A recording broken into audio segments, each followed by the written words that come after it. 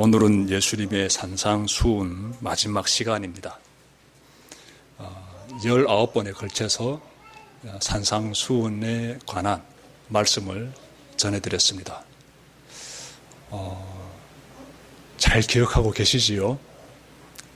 오늘은 마지막 20번째 시간인데 산상수훈 말씀은 마태복음 5장에서부터 시작이 되어 7장까지 이렇게 3장에 걸쳐 기록이 되어 있습니다. 산상수훈, 즉 예수님께서 산 위에서 백성들에게 가르쳐 주신 귀한 이 말씀인데, 그래서 산상수훈이라고 하는데, 이 말씀을 보게 되면 크게 4가지로 나눠볼 수 있습니다. 가장 먼저는 예수님께서 하나님의 백성이 받을 복에 대해서 말씀해 주셨습니다. 이 복에 대해서. 다음은 하나님 나라의 법에 대해서 가르쳐 주셨어요. 율법에 대해서. 첫 번째는 복이요, 두 번째는 율법에 대해서. 세 번째는 하나님의 백성이 하나님께 드려야 되는 기도에 대해서 가르쳐 주셨습니다. 기도. 그리고 네 번째는 하나님의 백성이 마땅히 행해야 하는 행동에 대해서 가르쳐 주셨습니다. 오늘 마지막 시간인데 예수님은 하나님의 백성이 행동해야 되는 그런 부분에 대해서 말씀하고 계십니다. 여러분 말씀 보십시오. 겉과 속이 다른 사람들이 등장합니다. 겉과 속이 다른 사람들. 이들은 겉보기에는 예수님을 믿는 사람 같은데 속은 딴판이에요. 정반대입니다. 예수님을 향해서 입술로는 주님 주님 하는데 속으로는 불신자들보다 더 악합니다. 예수님은 이들을 향해서 어떻게 표현하시는가 봤더니 거짓 예언자요 양의 탈을 쓴 일이다라고 표현하십니다. 아주 강력하게 지금 꾸짖고 계시는 것이지요. 다시 말씀드리면 거친 표현을 쓰고 계십니다. 겉과 속이 다른 사람들을 가리켜서 예수님께서 유순하게 말씀하고 있지 않습니다. 이 양의 탈을 쓴 이리 같은 자들아, 이렇게 말씀하고 있는 것이기 때문에 오늘 말씀 가운데서 여러분들께서 중요한 깨달음을 잘 마음에 새기시길 바랍니다. 예수님은요, 이 거짓 예언자, 양의 탈을 쓴 이리, 다 똑같은 사람들을 가리키고 있는데 이런 사람들을 조심하라라고 15절에서 말씀하고 있어요. 거짓 예언자들을 살펴라 이렇게 말씀하고 계시는데, 이 말씀인즉은 거짓 예언자들을 조심해라라는 뜻입니다. 여러분, 그러면 예수님이 말씀하신 거짓 예언자는 구체적으로 누구를 가리킬까요? 이들은요, 누군가 하면 예수님을 믿는 유대인들 중에 일부 사람들입니다. 네, 다시 말씀드릴까요? 예수님을 믿는 유대인들이 있습니다. 예. 예수님께서 복음을 전할 때 예수님의 가르침을 들었던 사람들은요, 유대인들입니다. 그래서 예수님을 따라다니는 그 공동체 사람들, 유대인들이지요. 예수 믿는 사람들, 유대인들입니다. 처음에 시작은 그렇게 되었어요. 지금은 이방인들도 예수님 믿고 있지만 처음에 시작은 유대인들입니다. 유대 사회에 있는 그 많은 사람들이 다 예수님을 믿은 건 아니에요.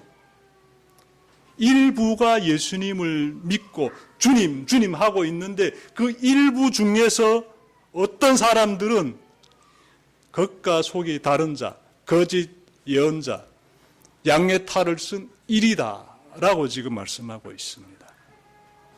이들은요, 어떻게 행동하는가 보게 되면은 바리새인들처럼 생각하고 행동합니다. 그러니까 예수님을 나의 구원의 주님으로 믿고 따르는 것이 아니라, 제가 방금 드린 말씀이 좀 중요합니다. 예수님을 나의 구원의 주님으로 믿고 예수를 믿음으로써 나는 구원을 얻는다는 이러한 신앙을 가지고 사는 것이 아니라, 바리새인들이 말했던 것처럼 바리새인들이 지키는 율법을 지킴으로써 우리가 구원을 받는다, 이런 생각을 가지고 있는 거예요. 겉으로는 주님 주님 예수님 따르면서 속으로는 예전에 바리새인들이 그렇게 믿고 또 전파했던 그런 율법을 지켜 행하고 있다. 율법을 지켜 행하는 것 자체가 문제 있는 건 아니에요. 바리새인들이 말하는 것처럼 율법을 지켜 행하는 우리의 그러한 노력으로서 구원을 얻는다는 이러한 이론이 잘못된 것입니다. 그런데 교회 안에 이런 사람들이 잇따르게 되면은 굉장히 잘못된 생각을 가지고 있는 사람들이에요. 우리의 행위로는 구원받을 수 없습니다. 여러분, 야고보서 2장 17절에 행함이 없는 믿음은 죽은 믿음이다 이렇게 말씀하고 있는데, 이 말씀을 조금 변형한다라게 되면은 오늘 말씀에 비춰서 야고보서 2장 17절 행함이 없는 믿음은 죽은 믿음이다, 이 말씀을 조금 변형시킨다라게 되면 이렇게 할 수 있어요. 믿음이 없는 행함은 죽은 행함이다. 예. 믿음이 없는 행함. 겉보기는 아주 예수 믿는 사람 같아요. 이 사람의 행동을 하는 거 보게 되면 예수 믿는 사람 같아요. 겉보기에는. 그런데 내면에 믿음이 없어요. 이런 행함은 죽은 행함이다 라고 우리가 볼 수 있습니다. 오늘 본문에서 이 부분이 강조되고 있어요. 예수님은요, 가시나무와 포도나무 그리고 엉겅퀴나무와 무화과나무를 서로 대조적으로 사용하시면서 하나님이 원하시는 열매를 맺지 못하는 자들에게 예비된 것은 하나님의 진노다 이렇게 말씀하고 있습니다. 알기 쉽게 예수님께서 지금 비유를 막 사용하시는데 여러 나무들이 등장합니다. 가시나무 등장하는가 하면 포도나무 등장해요. 예, 포도나무 얼마나 귀한 나무입니까? 우리에게 너무나 필요한 과일을 주렁주렁 맺고 있지 않습니까? 하지만 가시나무 아무 쓸데없는 나무예요. 그런가 하면 엉겅퀴나무와 무화과나무 또 비유해 보십시오, 여러분들. 대조적이죠, 대조적. 엉겅퀴나무는 그냥 불쏘시개로도 별로 쓰지 않지요, 그냥. 하지만 무화과나무는 얼마나 우리에게 귀한 과일을 이렇게 주렁주렁 맺습니까? 이렇게 예수님께서 열매를 맺고 있는 이 나무들과 아무 쓸데없는 이런 잡간목들을 이렇게 비유로 사용하시면서 뭘 강조하시느냐? 열매 맺는 인생을 살라. 그것도 어떤 열매인가 하면 나쁜 열매가 아니라 좋은 열매를 맺는 인생을 살아야 된다. 이 말씀을 지금 하고 있습니다. 그래서 우리가 하나님의 구원을 받는 좋은 열매를 맺으려면 어떻게 해야 되는지 이 시간 말씀 통해서 우리가 잘 마음에 새기길 바랍니다. 우선 양의 탈을 쓴 거짓 예언자들을 분별해야 합니다. 여러분, 우리는요, 진짜와 가짜를 구별할 수 있는 능력을 갖춰야 합니다. 그러자면 하나님의 말씀이 기록이 되어 있는 성경에 대해서 잘 알아야 돼요. 모르면 구별하지 못합니다. 성경에 대한 그 깨달음이 없는 사람이 어느 것이 진짜고 어느 것이 가짜인지 어떻게 구별합니까? 구별할 수가 없어요. 하지만 이 성경에 대해서 파고들고 하나님의 지식에 대해서 내가 내 마음 가운데 충만하게 가지고 구원의 확신을 가지고 이렇게 내가 이 신앙인의 삶을 살아간다라게 되면은요, 분별력을 가지게 됩니다. 이것이 진짜다, 이것이 가짜다 딱딱 분별하면서 살게 되지요. 한국 사회를 보니까요, 네, 양의 탈을 쓴 이리들이 기승을 부리고 있습니다. 잘 들어보십시오. 신천지, 하나님의 교회, 통일교, 구원파, JMS 등 수십 개 이단들이 사회도처에서 기독교인들을 자신들의 먹이로 여깁니다. 지금도 그러고 있어요. 지금도. 제가 어저께 아래 식당 1층에서 점심 식사를 했는데 사장님이 얘기합니다. 하나님의 교회 사람들이 계속 찾아온대요. 뭐 먹을 거 갖다 주면서 계속 전도하는 거야. 자기네한테 오라고. 아, 나는 천주교 다닙니다라고 얘기해도 그냥 무대포래요. 또 오고 또 오고 계속 온대요. 하나님의 교회는 이단이지요. 정말 이 기독교인들을 자신들의 먹이로 여기는 거예요. 물론 천주교와 기독교는 다릅니다.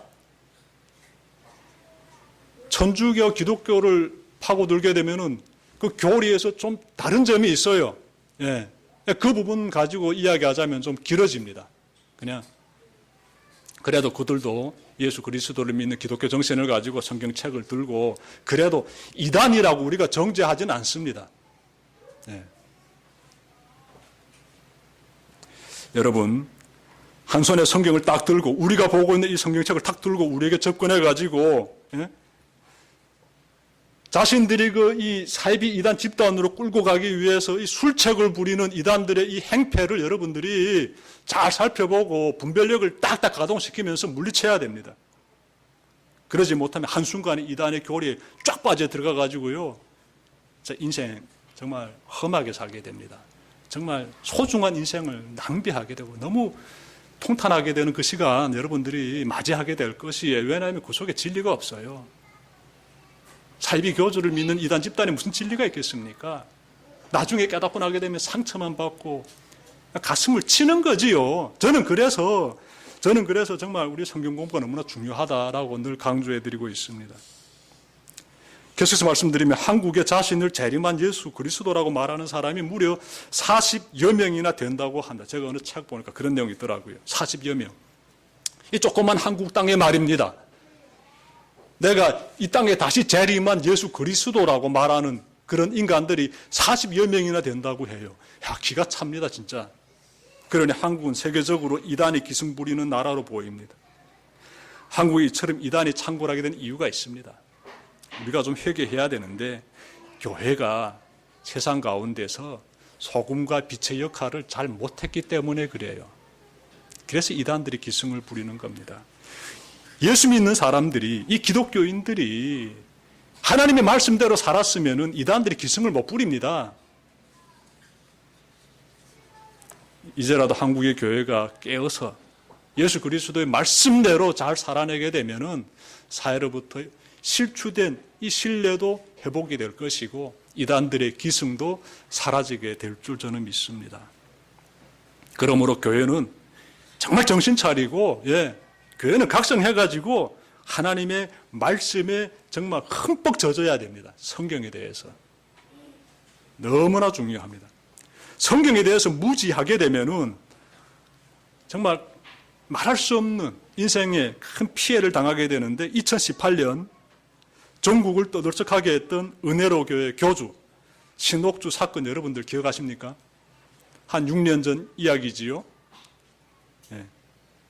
이 신옥주라는 여성이 교주인데 간판은 은혜로 교회입니다. 성경 들고 다니면서 이렇게 하나님 믿는다는 집단인데 이 교주는요, 사람들에게 성경대로 보고 듣고 믿고 깨달아 행동하는 참된 그리스도인들이라는 말로서 사람들을 막 유혹해가지고 뭘 하나 봤더니 5년 동안 약 400여 명의 사람들을 남태평양에 있는 피지 섬으로 유인해서 강제 노역을 시켰습니다.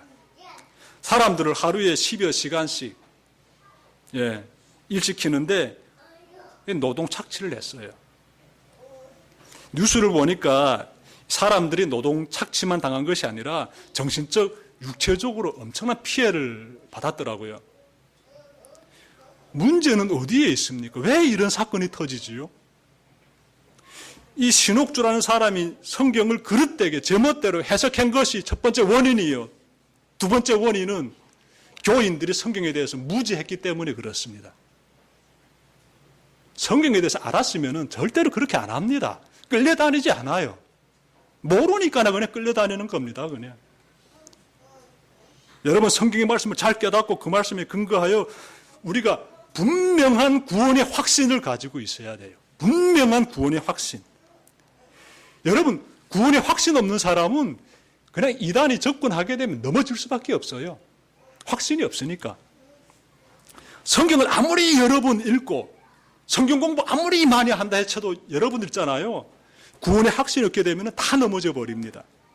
어느 교회 여전도의 회장이 있었는데 이분이 권사님이에요. 그런데 이분은요 정말 교회를 섬기는데도 열심이고요. 그러니까 여전도의 회장까지 했겠지요.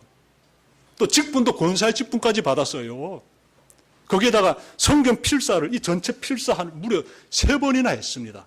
창세기부터 요한계시록까지 성경 필사를 3번이나 했어요. 굉장한 믿음 가지고 있는 것 같지요? 그런데 이분이요 신천지에 빠져버렸습니다. 신천지에. 원인이 어디에 있습니까? 아니 그렇게 성경을 열심히 알고 교회를 위해서 열심히 이렇게 섬기면서 행동하면서 인생을 살아와서 권사의 직분까지 받았는데 어떻게 되어서 신천지에 빠져버렸습니까? 원인이 어디에 있습니까? 원인을 캐야지. 원인. 분명합니다. 이분은요 구원의 확신이 없었어요. 사는 동안 구원의 확신이 없었습니다. 드물지 않는 강한 구원의 확신을 가지고 살아야 되는데 그 구원의 확신이 병들어 버린 거예요. 그래서 이단이 와가지고 신천지가 와가지고 이렇게 유혹하자 그냥 빠져버린 겁니다. 구원의 확신이 없으면 양이 탈을 쓴 이단의 밥이 되고 맙니다. 명심해야 돼요. 우리가 붙잡고 있는 성경의 진리는 이 성경책에 기록되어 있는 구원의 진리, 우리가 붙잡고 있는 이 진리는요, 복잡합니까? 쉽고 단순 명료합니까, 여러분들? 복잡합니까, 여러분들? 성경책이 기록되어 있는 내용들이 이 하도 오래된 책이라 몇천 년 전에 기록된 글들이라 이 글들을 번역해서 옮겼기 때문에 이해가 조금 좀 어려울 수는 있지만 여기서 말씀하고 있는 이 진리의 내용은요 복잡하지 않습니다. 아주 단순하고요 명백하고요 명료합니다. 예수 그리스도는 하나님의 아들이시요 예수 그리스도는 우리에게 생명의 길이 되시고 진리가 되시고 예수 그리스도를 통해서 우리는 죄 사함을 받게 되고 영생을 얻게 된다. 얼마나 단순 명료합니까? 우리 막내 아들도 이 정도 뜻은 금방 알아들을 것입니다. 왜 그런지를 이 성경 공부를 통해 가지고 내면에 구체화시키게 되면은 그 사람의 믿음은 굉장히 구원의 확신으로서 꽉 차게 됩니다. 여러분, 그래서 교회에서 성경 공부가 중요한 거예요. 물론 친교도 중요하겠지만 그거는 다 격가지입니다. 격가지. 제일 중요한 거는 내 영혼이 구원의 확신으로서 꽉 차는 거예요. 아니, 그러자게 되면 성경에 대해서 알아야 된다는데요. 성경에 대해서 모르게 되면은요, 지금은 아무것도 아닌 것 같지요. 편안한 것 같지요. 어느 한 순간에 이단에 와가지고, 이 양의 탈을 쓴 이단에 와가지고, 이 소리 저 소리 하면서 성경 펼쳐 보여주게 되면은 그 내용이 진짜인가 보다 쫓아다니다가 그냥 교주의 그 먹이밥이 되어버리는 거예요. 인생 얼마나 정말 진흙탕 가운데 빠지게 됩니까? 저는 그래서 개척해가지고요, 이 대성교회를 제가 세워나갈 때 그때 많은 탈북민들이 이단교회에 막 물결 치면서 들어갔댔습니다. 만민중앙교회에 막 몇백 명이 갔댔어요. 몇백 명씩. 그때. 그래서 제가 너무 그때 그 상황을 보면서 성경 공부를 굉장히 제가 강조했습니다. 예배 끝나게 되면은 1시간씩 무조건 성경 공부해야 된다. 예. 우리 대성교회 기틀은 거기에서 잡혀졌습니다. 처음에는 막 그 청년들이요, 믿음이 없는데 성경 공부 1시간씩 시키니까 막 힘들어 하더라고요. 그런데 꾸준히 밀고 가니까 마지막에 그러더라고요. 성경 공부 1시간까지는 앉아있겠대요. 예배 드리고 성경 공부 1시간까지는 앉아있겠다고. 얼마나 감사한지요. 이런 과정들을 통해 가지고 성경이 우리 마음 가운데 스며들게 되고 진리의 그 단순함이 나의 구원의 확신으로서 온전하게 자리잡임하게 됩니다, 여러분들.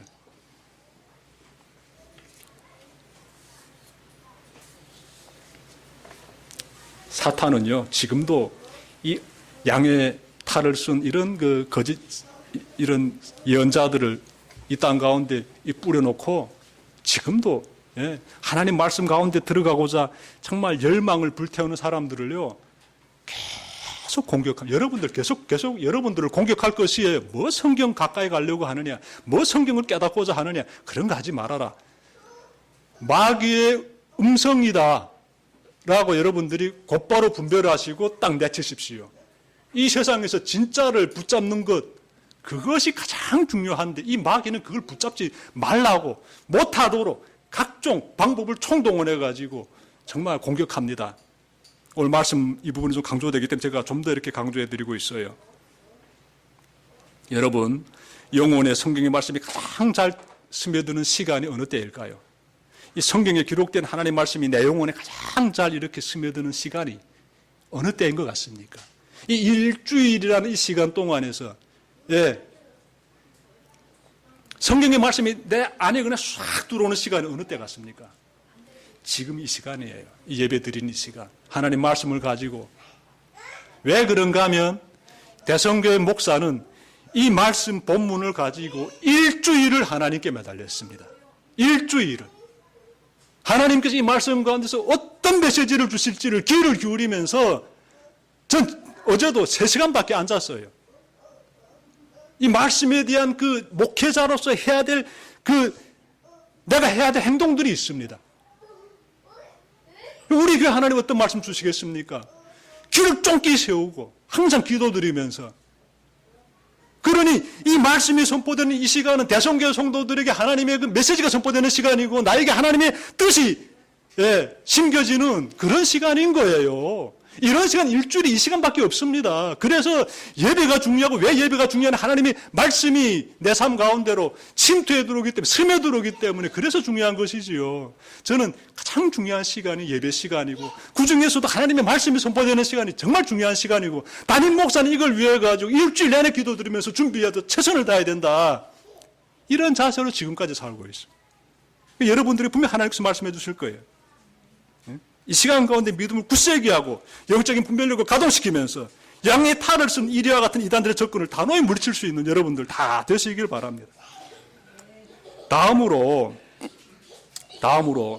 좋은 열매를 맺는 그런 사랑의 성품을 키워야 합니다. 좋은 열매를 맺는 사랑의 성품. 여러분 16절부터 20절 보면 예수님께서 열매를 보고 그 사람을 알아야 한다 이렇게 말씀하고 있습니다. 이 좋은 열매 맺기 위해서는 어떻게 해야 하냐? 이 성품이 중요하다는 거예요. 성품. 어떤 성품이냐? 사랑의 성품을 우리가 키워야 한다라는 것이 두 번째가 되겠습니다. 여러분 16절부터 20절을 그냥 확 요약하게 되면 한 문장이에요. 예수님께서 이런 말씀하십니다. 열매를 보고 그 사람을 알아야 한다. 우리가 분별력을 가져야 되는데 우리는 뭘 봐야 된다? 사람들의 삶으로서 나타나는 열매를 보라. 이렇게 지금 예수님 말씀하고 있어요. 네.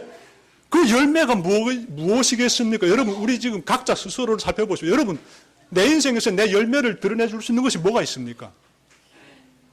내 인생의 열매는 이것이다라고 여러분들이 뭘 가지고 드러내겠습니까? 돈입니까? 천만의 말씀이요. 권력입니까?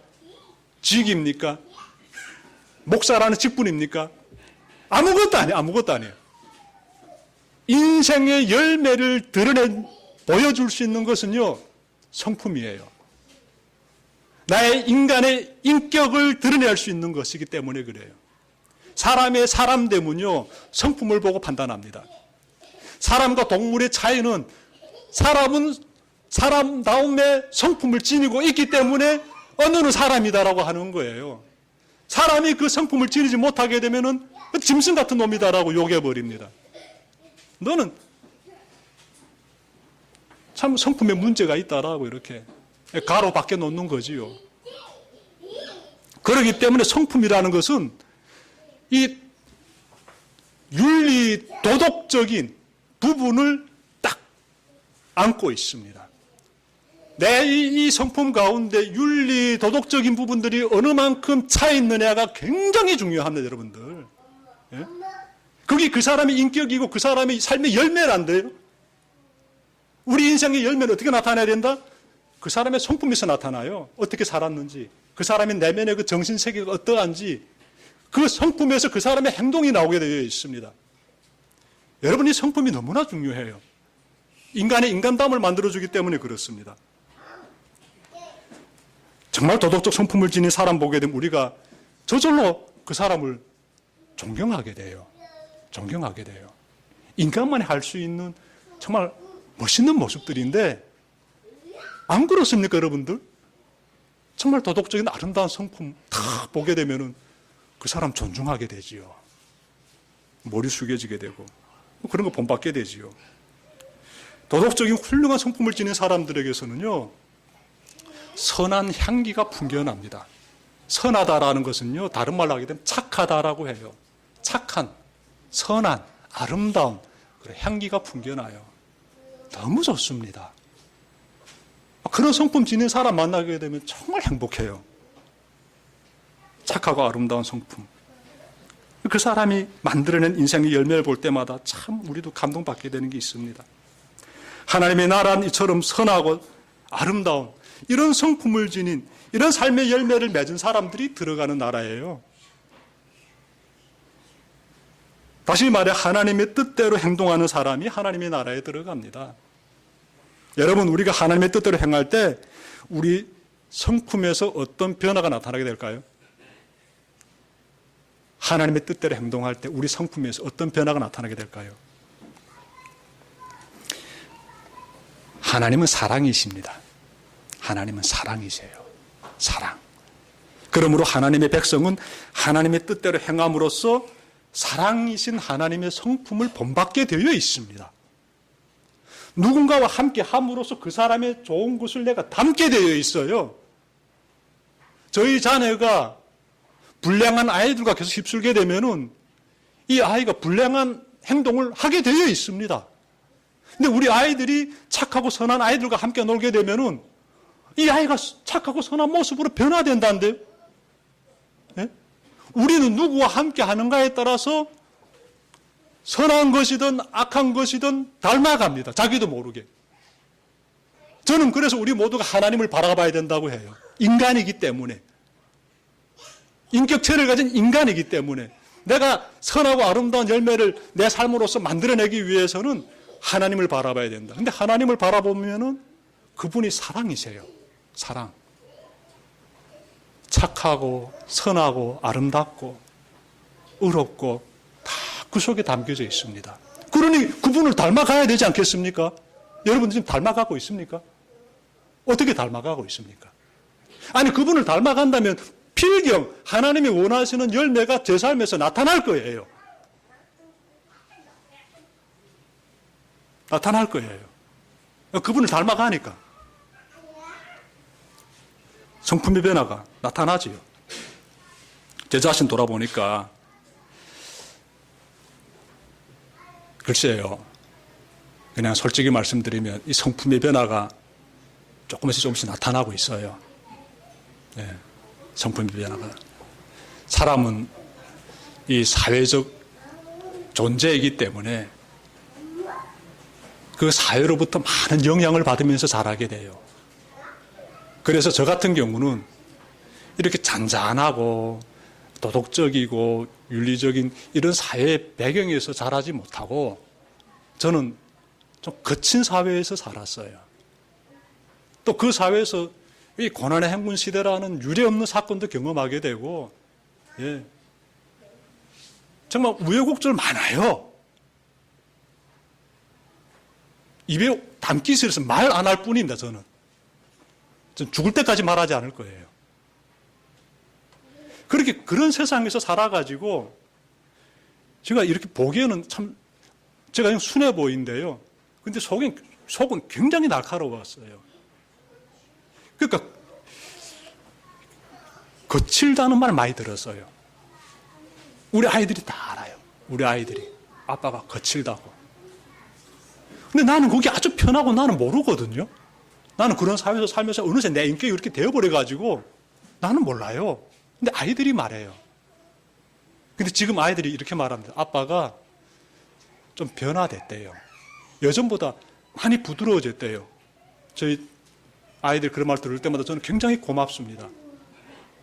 그리고 또 하나, 여러분 제가 꽉 붙잡고 있는 게 있어요. 저를 이렇게 변화시키는 힘의 근원이 있습니다. 나를 이런 모습으로 멋있게 다듬어가는 굉장히 강한 그런 힘을 제가 붙잡고 있어요. 여러분 요한복음 13장 34절 말씀, 우리 교회 담벼락에다 전광판 통해가지고 계속 24시간 지금 돌아가고 있어요. 이 지역 사람들 좀 보라고. 세 계명을 너희에게 주노니 서로 사랑해라. 내가 너희를 사랑한 것처럼 너희도 서로 사랑해라. 저는 이 말씀 딱 붙잡고 지금까지 살고 있습니다. 저는 이 말씀 딱 붙잡고. 이 성경에서 나를 나되게 만든 말씀, 오늘의 나를 나되게 만든 말씀, 내일의 나를 기대하게 만든 말씀이 요한복음 13장 34절 말씀이에요.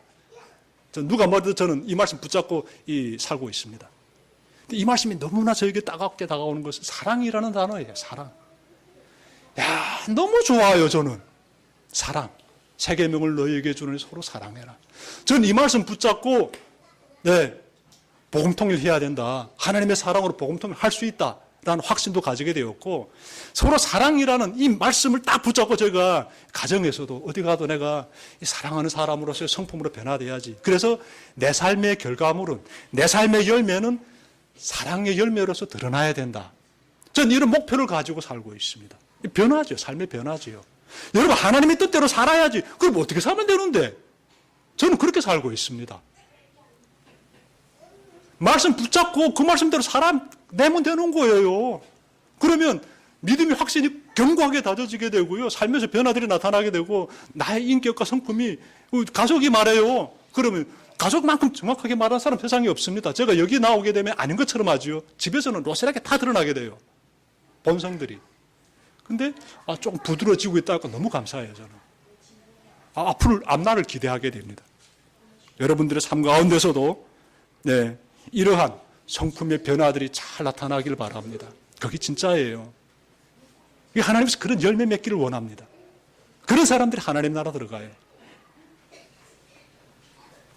하나님이 원하시는 삶이지요. 끝으로 좋은 열매 맺기 위해서는요, 여러분, 눈에 보이는 기적에 현혹되지 말아야 합니다. 눈에 보이는 기적에. 22절부터 24절 제가 읽겠습니다. 그날에 많은 사람이 나에게 말하기를 주님 주님 우리가 주님의 이름으로 예언을 하고 주님의 이름으로 귀신을 쫓아내고 또 주님의 이름으로 많은 기적을 행하지 않았습니까? 할 것이다. 그때 내가 그들에게 분명히 말할 것이다. 나는 너희를 도무지 알지 못한다. 불법을 행하는 자들아 내게서 물러가라.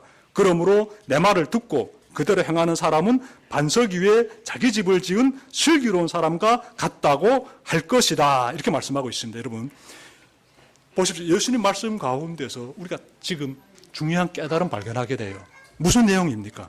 무슨 내용이에요? 눈에 보이는 신비한 현상들을 보면서 누군가가 이렇게 기적을 행하는 거예요. 그러한 신비한 현상들을 보면서 여러분들 현혹당하지 마십시오. 중요한 말씀 되겠습니다. 아무리 주님의 이름으로서 예수 그리스도의 이름으로서 예언도 하고 예수 그리스도의 이름으로서 기적도 행하고 아무리 그렇게 놀라운 신비스러운 그런 행위들을 보여준다 할지라도 우리 예수님께서 나 너 모른다 이렇게 말씀하신다는 내용 여러분들 좀 기억했으면 좋겠습니다. 심판의 날에 예수님께서 나는 너를 모른다. 난 널 모른다. 네 기적 행했느냐? 근데 난 널 모른다. 예수님 이렇게 말씀하실 수 있다는 것이에요. 예수님은 우리의 겉모습이 아닌 마음속을 보십니다. 겉으로는 온갖 신비로운 기적을 행할지라도 이 마음속이 내면이 죄악으로 득실득실 거리게 되면은요, 나는 모른다. 이렇게 예수님께서 말씀하신다는 것입니다. 여기서 우리가 각성하게 되는 것 있어요. 여기서. 무엇인가 하면 예수님을 믿지 않으면서 기적을 행할 수 있다는 거예요. 이해되십니까? 저는 이 말씀이 좀 섬뜩하게 다가와요.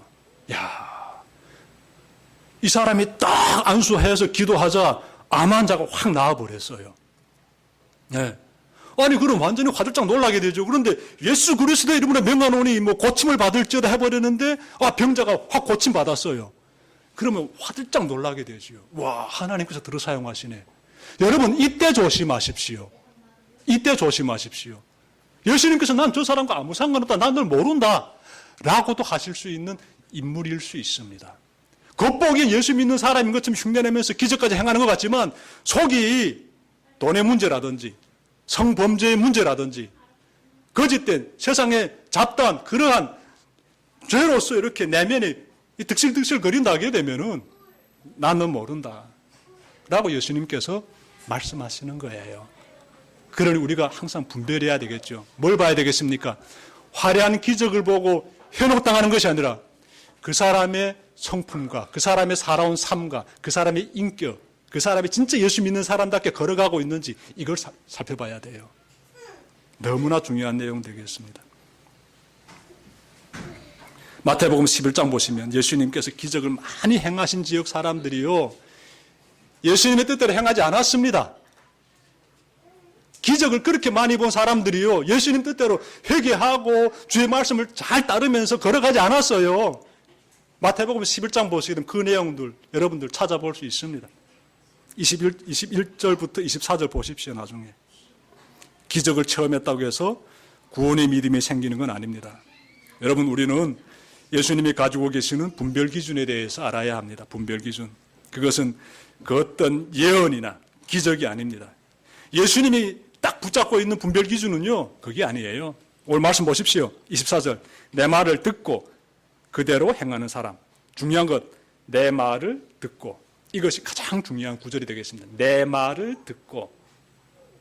다른 사람 말이 아니에요. 예수 그리스도의 말을 듣고 그대로 행하는 사람. 이것이 예수님이 보시는 분별 기준이에요. 뭐 기적이요 뭐요 그런 게 중요한 게 아니에요. 예수 그리스도의 말씀을 듣고 그 말씀을 그대로 지켜 행하는 사람. 그러면 된다는 거예요. 예수님은 그걸 보십니다. 그런 사람은 반석 위에 집을 지은 사람이다 이렇게 말씀하고 있어요. 어떤 광풍이 불어도 반석 위에 지은 집은요 끄떡 없습니다. 예수님이 이 말씀 우리가 마음에 잘 간직합시다. 말씀 마치려고 합니다. 우리가 하나님의 진노를 받는 나쁜 열매가 아닌 하나님의 구원을 받는 좋은 열매를 맺으려면 세 가지를 꼭 행해야 합니다. 말씀 가운데서 제가 전해드렸는데, 우선 양의 탈을 쓴 거짓 예언자들 분별해야 합니다. 우리 주변에 그런 자들이 있어요. 우리 믿음을 공격하는 이단들이 있습니다. 양의 탈을 쓴 자들이에요. 이들을 분별해내고 물리쳐야 합니다. 다음으로 좋은 열매를 맺는 이 사랑의 성품을 우리가 간직해야 돼요. 그런 성품을 우리가 마음에 지내야 한다고요. 그런 성품을 지닌 사람으로서 날마다 우리가 변화되어야 됩니다. 끝으로 눈에 보이는 기적이 현혹되지 말아야 합니다. 오늘 말씀하며 잘 새기고 새로운 한 주도 주님이 원하시는 사랑의 열매를 잘 맺어가는 우리 대성교회 모든 성도님들 되시기를 주님의 이름으로 축원합니다. 기도드립시다.